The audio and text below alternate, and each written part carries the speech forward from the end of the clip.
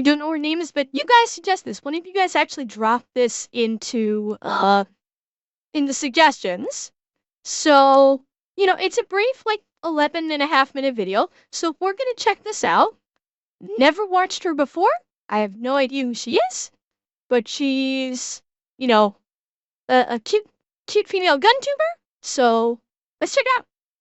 Hey, what's up? I'm Jesse, and you're gonna want to keep the lights on for this video because today we're gonna talk about probably one of the scariest things in the gun community.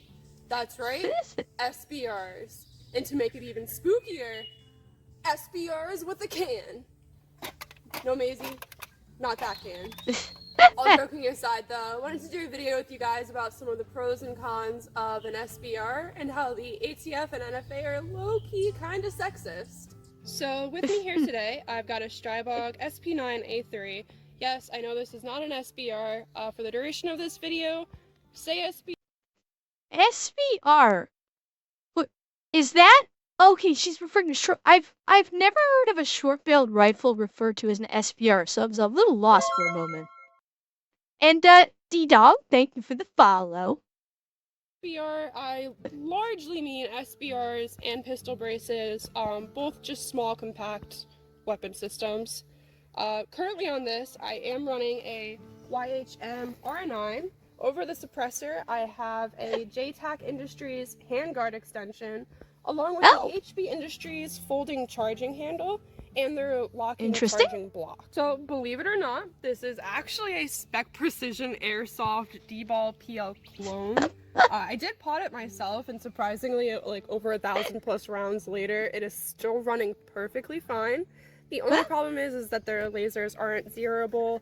But if you guys are interested, maybe I can make a video showing you how potting it would be done.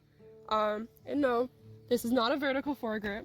It is in fact a Troy sock hand stop.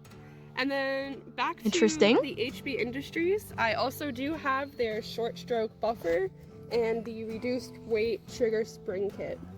Finally, I just have a SIG Romeo 5 on here and a tail hook brace.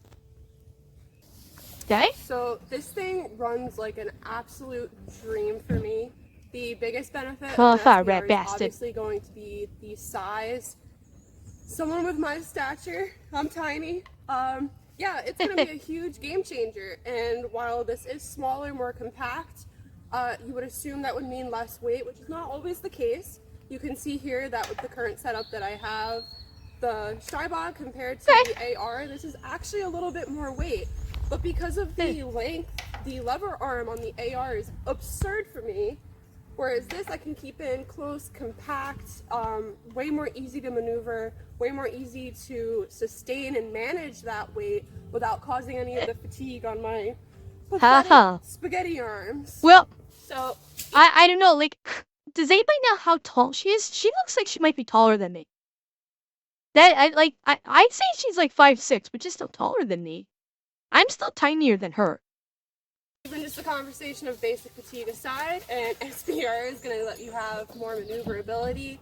If you're talking about a real-world scenario and not just target shooting, like home defense or something, an SBR is going to let you keep tucked in, give you some advantage around those tight corners, small spaces. Bog here is a bad example. This is obviously a 9mm, so probably not what you would prefer in I know, Pactra. Honestly, the one criticism I have about this weapons platform right now, I'd prefer to have a oh, excuse me. Oh, hurt me. I'd prefer to have a collapsible stock as opposed to this thin skeletonized fixed stock. But I like collapsible stocks because it makes, for maneuvering around tight corners, easier than a fixed stock like this. A collapsible stock gives you more options, in my opinion. So I do have a preference for them.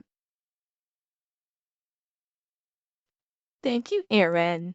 In a home self-defense situation, but even this compared to a standard 9mm handgun, I have way more control over my firearm because of how I'm able to hold it, manage it.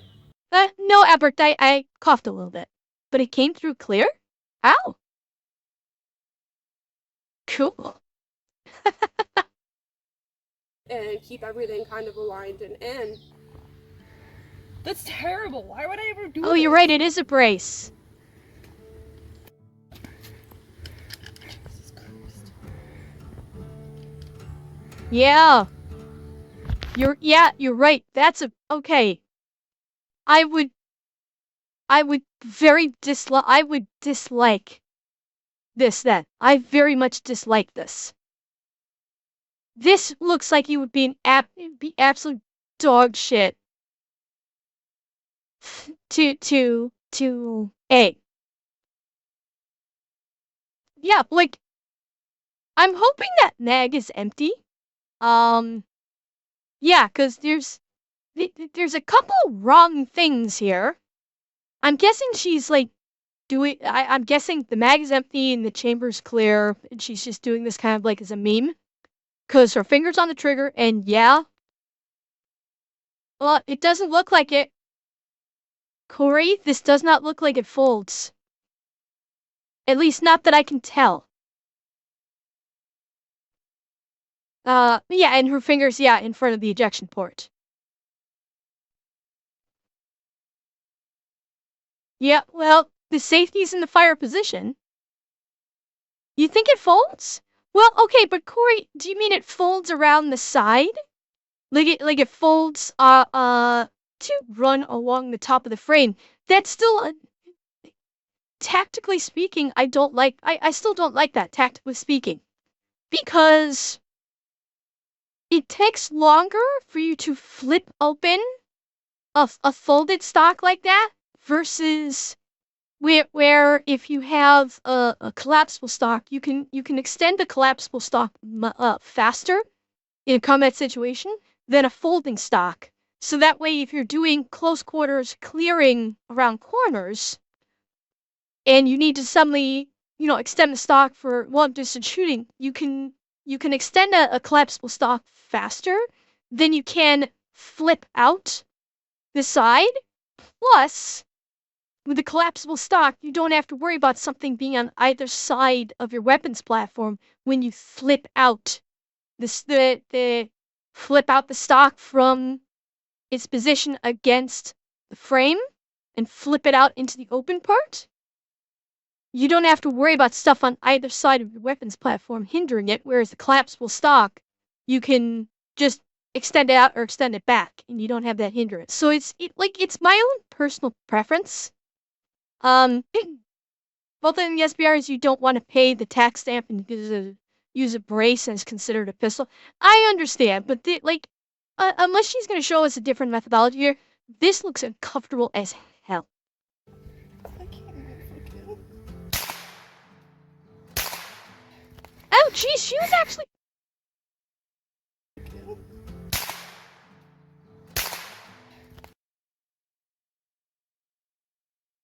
She actually did fire it with her fingers over the ejection ports.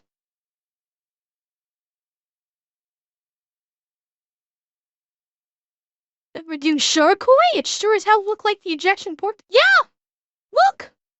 There's the shell. That is indeed the ejection port.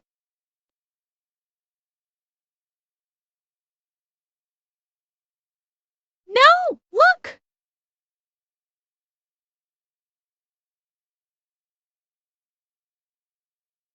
It's coming out of here.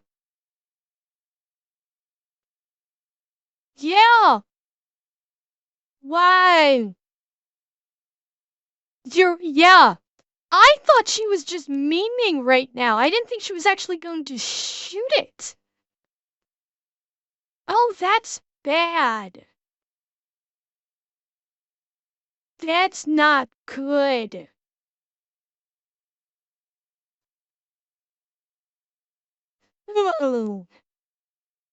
And look at where her cameraman, like, I think someone is actually behind the camera on this.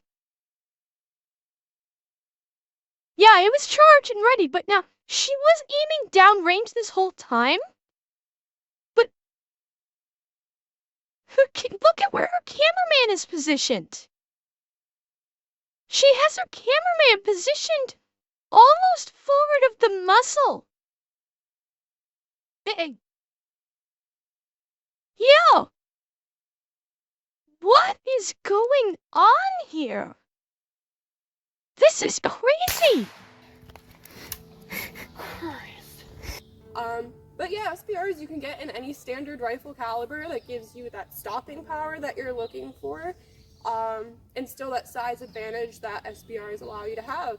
And a good real-world example of No, SBRs Snark being Monkey, not at beneficial all. are the Marines in Fallujah. Prior, they were using full-size 20-inch Okay, so rifles. it can be used. So it can be used as a regular Fallujah. stock. It Prior, they doesn't were have to be used as a using brace. full-size I still 20-inch won't like it. rifles. Look at the surface area that is able to be used as a stock. This right here. That is the entirety of the surface area. You have that thin line running down the side here that forms the bottom brace. This is not a good stock. This would be this is not a good solid this is not a good solid stock at all. Yeah, and Bobcat, this was not on a tripod. There was actual movement happening during this. Watch. This is not on a tripod.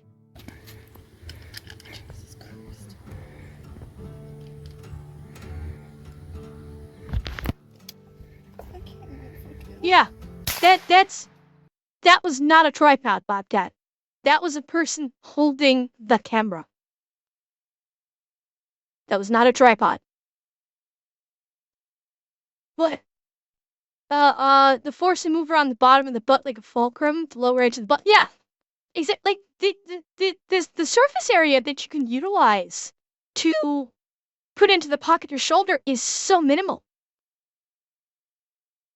Like I did not like anything about this, including what she did with her shooting earlier. Inch rifles. Afterward, we saw this switch over to 10.5 smaller sizes because of how much of a game changer that actually was in real applications and how much more common short systems have become for the military, especially if you look at something like Wait. Okay, she switched to an AR-15. Okay, never mind. Operations, or like the guys who are really going out and doing a lot of more advanced operations.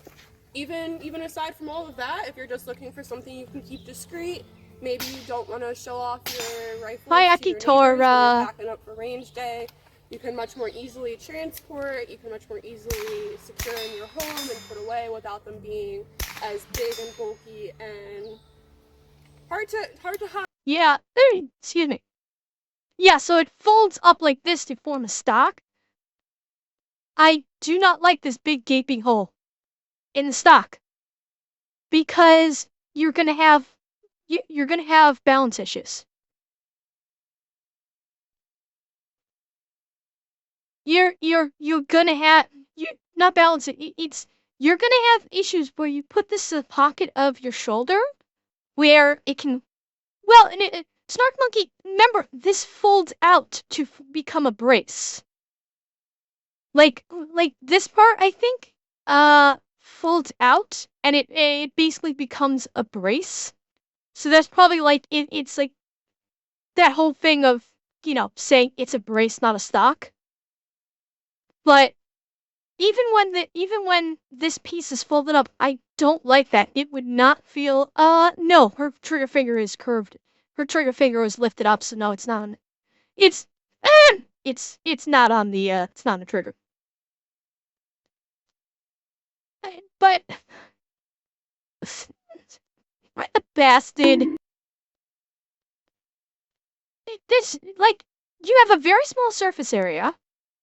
And it's not going to fit comfortably into the pocket of the shoulder, I don't think. Granted, I could be wrong. I've never fired one of these before. From the look of it, this does not look like it would fit into the pocket of the shoulder snugly to form a solid brace against, with the rifle. side if that's what you're looking for to do. So I thought I'd show you guys a little side-by-side comparison, since some of you might not have experience or fully realize how much of a difference having a compact firearm system actually makes. And the bog It's here not has horrible, maybe but like an extra inch on it because I of don't the like it. suppressor mounting system that I have. But even with that, you can see how much more tight and small this is, and how much of a difference that would make for usage. And am I crazy or is this shooting 9mm?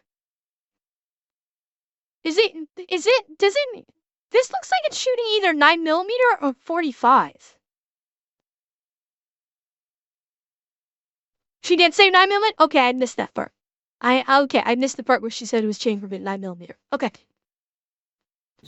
And I didn't realize this one until I actually put these side by side.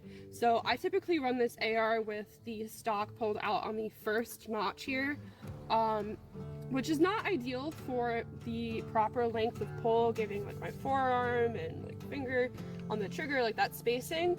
But because this has so much extra length on it and it's so much more front heavy, I have to pull it in closer to kind of compensate for that, or else I wind up fatiguing much quicker. Yeah, it's not like, honestly, what I would like to see, like, I get what she's saying. She has short arms, so a long-barreled AR-15 is detrimental for her. The front handguard length is detrimental for her.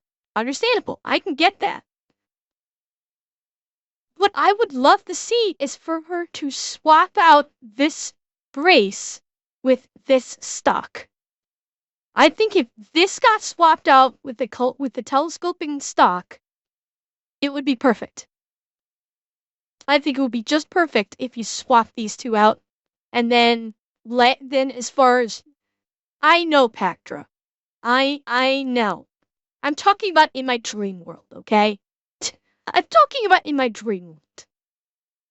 Not worth having it out extra and focusing on this area of usage. Way more important for me to actually be able to run it for lengths of time or stabilize it so I can get clean and proper shots. And another thing to note too, I showed you guys the weight of these. On the topic of weight that I showed you guys between these two, this here is actually the BCM enhanced lightweight upper. So that already makes a substantial difference in weight. But imagine what this would be like for me if I didn't have those modifications done. On to some of the cons, and probably the biggest con, if you ask people why they don't like SBRs, this is probably going to be it. The tax stamps. Absolutely none of us here want to pay those tax stamps. None of us want to deal with the extra registrations or paperwork or anything else that comes along with any of these hot ATF topics. Yeah, you wind up making the whole thing extremely complicated, extra steps. If you do put a suppressor on it, that's double the paperwork, double the money to get your system set up and back into your hands. It's a hassle, and I absolutely understand why that would be a huge deterrent. And to make things even worse, now it's an issue if you want to transport across state lines, having people, let's say you live with someone who needs. I missed the ad break, sorry. Yeah. I can see, you can kind of tell. Now, I will say, she said that the longer barrel of the AR-15 is tricky for her. But let's be honest, we've seen other gun tubers that are probably a bit bigger than her. Not much. But when they hold the AR-15, their typically left arm, because most of them are right-handed, is extended almost fully onto the hand grip of the AR-15, just like hers would be. It wouldn't be any different. And they still are able to shoot just fine. Okay, hang on 1 second, chat. I gotta check something. Hang on 1 second.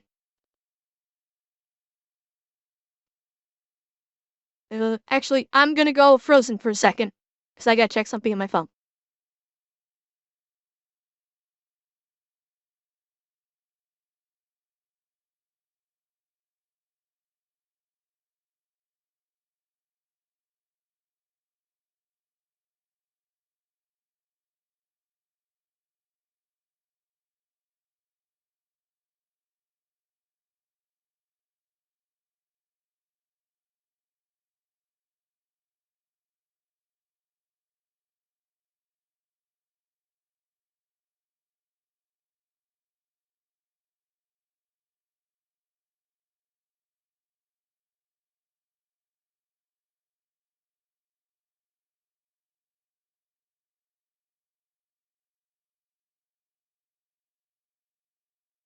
be a huge deterrent.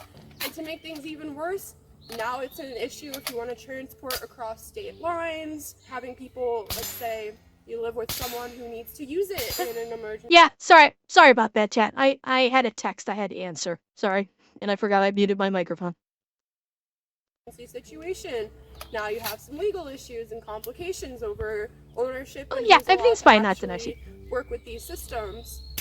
Yeah, so it is a big turnoff for SBRs, and I completely understand where people are coming from on that one.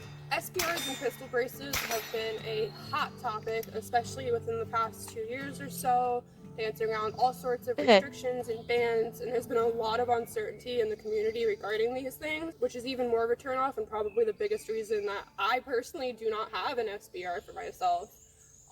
Again, don't come for me.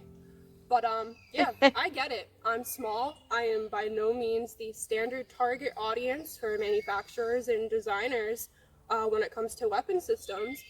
But people my size and smaller still exist in the community, and plenty of guys and girls that are looking to get involved have a hard time finding firearms and gear that are a good fit for them. Don't get me wrong, I can obviously use full-sized rifles, bigger weapon systems. I can compensate using things like slings and proper stances, maybe even just mounting it, stands, whatever. But it doesn't change the fact that even though I can comfortably use other things, for someone my size, it's not ideal. And why should I have to have limitations on what I can and can't use? Now we're starting to get into clearly a much better fit for legal my rights body thing. type, for my strengths, the whole ordeal. Having restrictions like this puts a huge barrier of entry on the community. It's going to deter a lot of people from being involved. It's going to scare a lot of people off because, well, maybe their first few experiences are with a firearm that's way too big for them. Don't tell me she's about to shoot. Please don't tell me. Okay, she has no magazine. Properly stabilize. Oh god. I got so scared there for a second. And even too, in a safety standpoint, if you give someone something that they can't properly compensate, that's a risk for everyone around them. And on top of that, you're putting a barrier to entry on just costs because you have to deal with all of the extra tax stamps.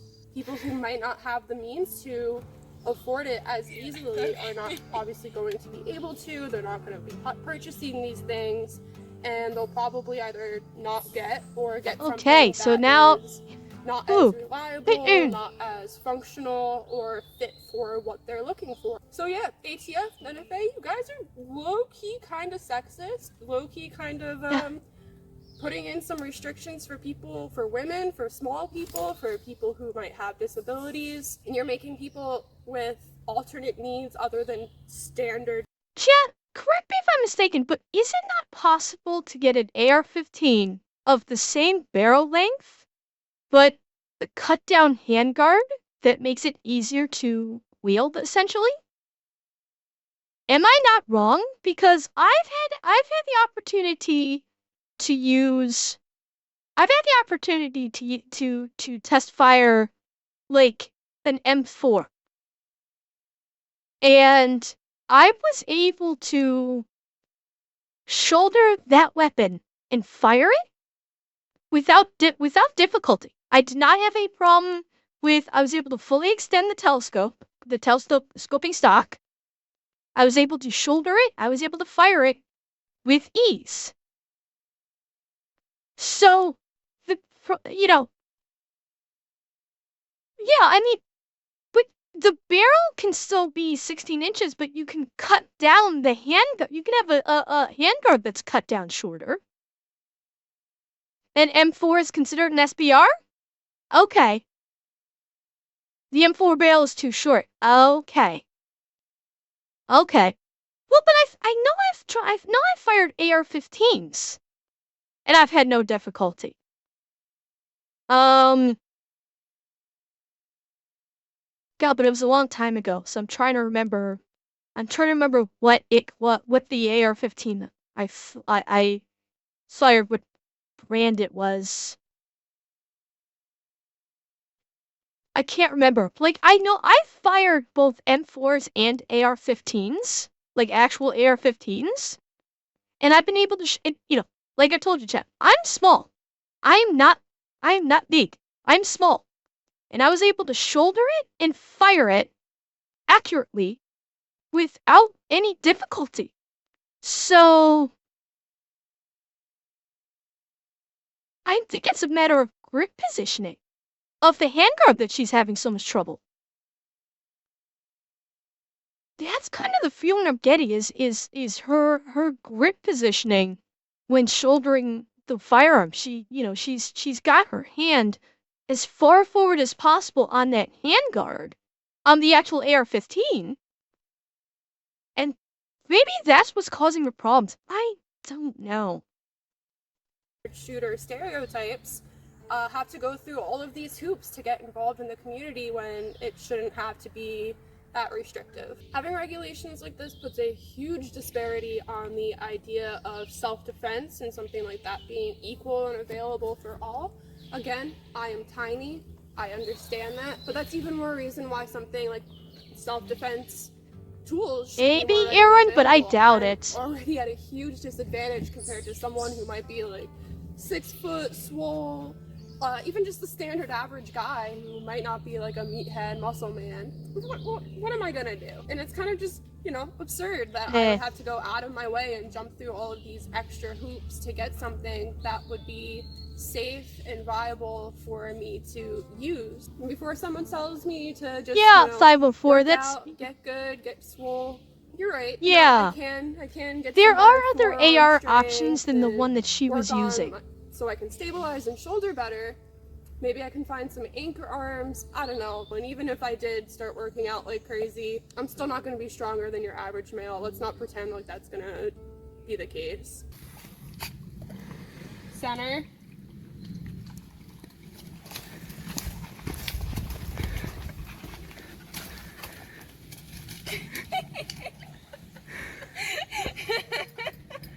I don't like where this is going. I don't like where this is going.